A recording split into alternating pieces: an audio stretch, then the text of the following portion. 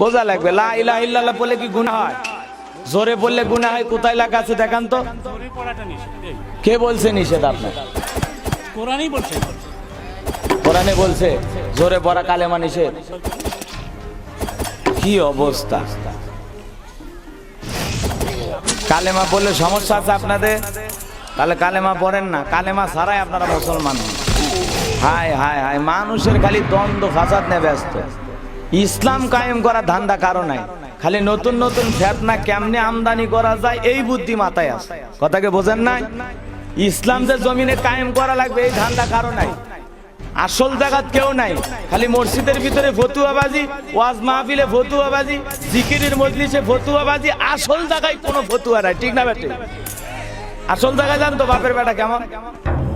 এত বেদাতি কাজ হয়। কয়টা মাজার বন্ধ করছেন বাংলাদেশে?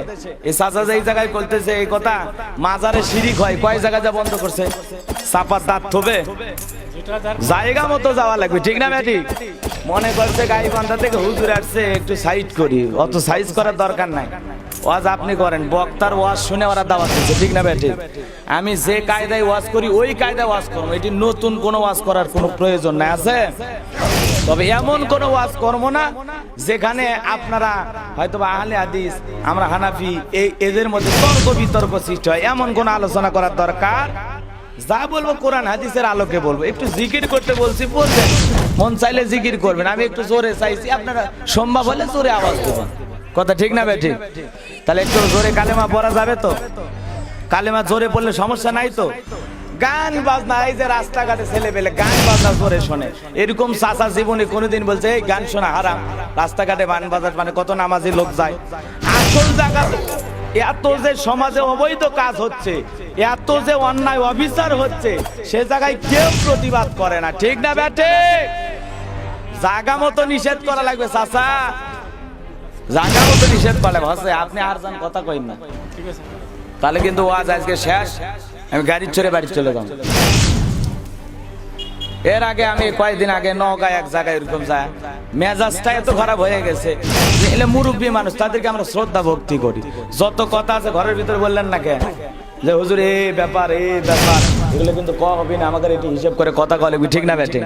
এটি আসে সম্মুখে অপমান করবেন, তাই কি মানা যায়? হ্যাঁ, এজন্য হিসাব করে কথা বলতে হবে, ঠিক না ভাই? ঠিক।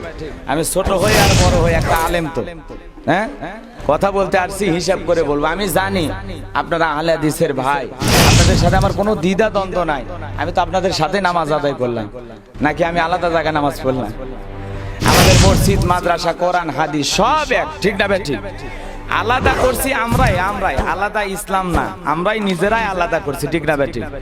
চার খলিফার মধ্যে এরকম মারামারি ছিল, কথা কন না, মারামারি ছিল আমাদের মধ্যে, আমরাই মারামারি ঢুকেছি। আমরাই নতুন নতুন সংগঠন, নতুন নতুন দল তৈরি করে নতুন নতুন ফিতনার আবিষ্কার করতেছি।